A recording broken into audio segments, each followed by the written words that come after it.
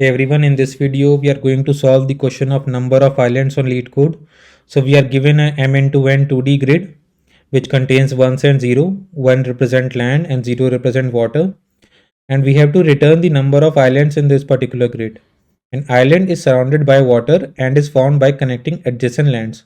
So all the connected ones will form a grid and they will be connected only horizontally and vertically, not diagonally. So if we see the first example, this whole particular collection of one, so from here to this part, it all form a single island. They are all connected horizontally and vertically, so it returns one. For the next one, we can see we have one island here, and one at the top right, one at the bottom right here. So the output is 3. This is the question. Let's see how we can do it. So we are given this 2D list and we have to find out the number of islands in this particular 2D list. So what we can do, we'll use two for loops and we'll go through each of the indices, each of the row and column, and we'll check only if it is a 1, because we have to find the number of islands and it is the connected ones. It is made by connected ones. So only if we encounter a 1, then we'll run a DFS function. And inside the DFS function, we'll mark this particular one, the particular index which we are at, as visited.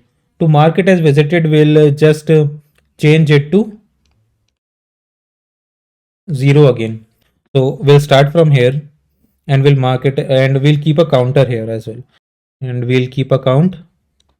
Initially, its value will be 0. When we started our loop, we found that it is a 1. We'll update the value of the count by 1 and then we'll run the DFS function. Inside the DFS function, we'll mark it as visited. To mark it as visited, we'll change the value from 1 to 0. Okay. Now after that, we'll go through all of its adjacent nodes.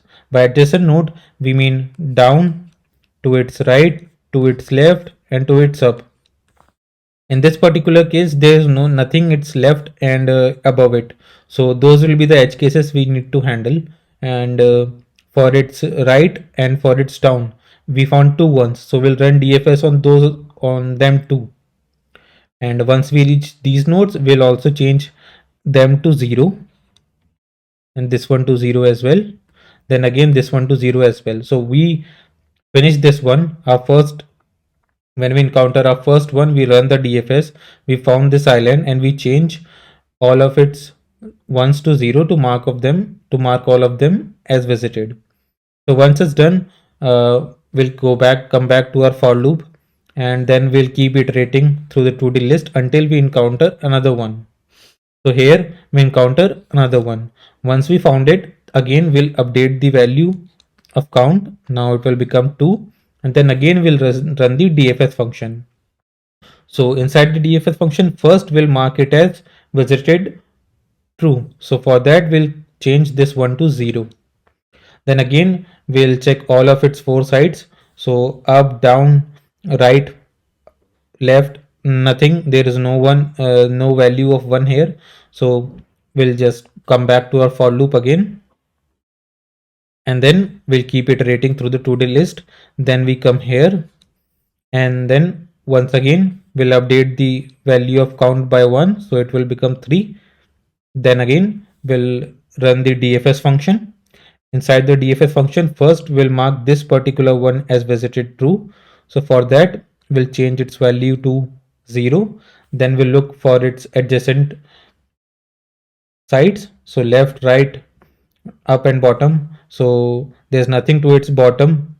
So on the up, left, and on the right side, only on the right side we found another one. So we'll pass this particular index to the DFS as well, and it will change this one to as 0 as well, and the whole loop will terminate. And at the end we'll return this 3 as our answer. So if it is still not clear, once we write the code, it will become more clear. So the time complexity for this one will be O of mn to n, which is the number of rows into columns.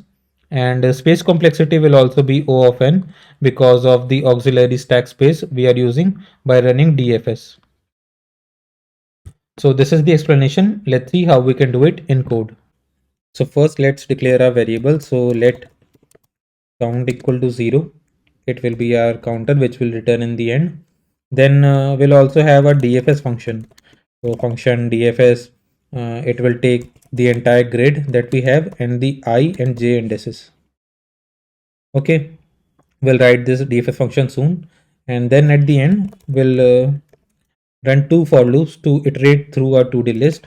So for let I equals 0, I is less than grid dot length and I plus plus. Then the another for loop for let j equals to 0, j is less than grid at I dot length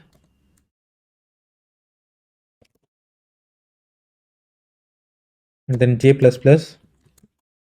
Now if it is a 1, so we'll check if grid I j, if it is equal to a 1, we have found a 1, then only we'll update the value of count by 1 and we'll run the DFS function.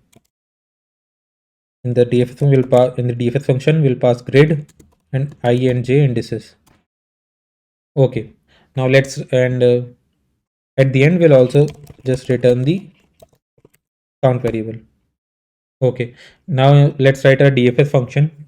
So first let's mark this particular grid, this particular index as visited. So change it to 0. Now we'll run the DFS on all of its four sides. So for the downward, I plus 1, comma j. Then for up, grid I minus 1, comma j.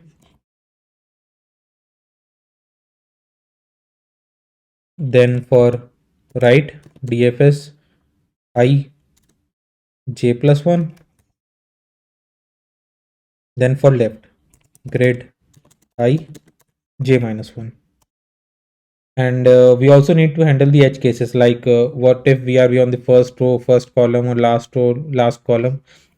For that particular case, we'll write an if condition. So if I is less than 0 or I is greater than or equal to greater than or equal to grid dot length, or j is less than 0 or j is greater than or equal to grid at I dot length, or grid at I comma j is a 0. So if any of these condition is true, that means we should terminate our DFS function and we should stop and go back to our for loop. So we'll just write return here. Okay, so let me just quickly explain what we are doing. So we are looping through our grid, and if we found a 1, we are incrementing the value of count by 1 and then running the DFS function. Inside the DFS function, we are changing the value of 1 to 0. But before that, we are checking if it is a 0 or if any of these cases are true. If that is the case, we'll just return and come back to our for loop.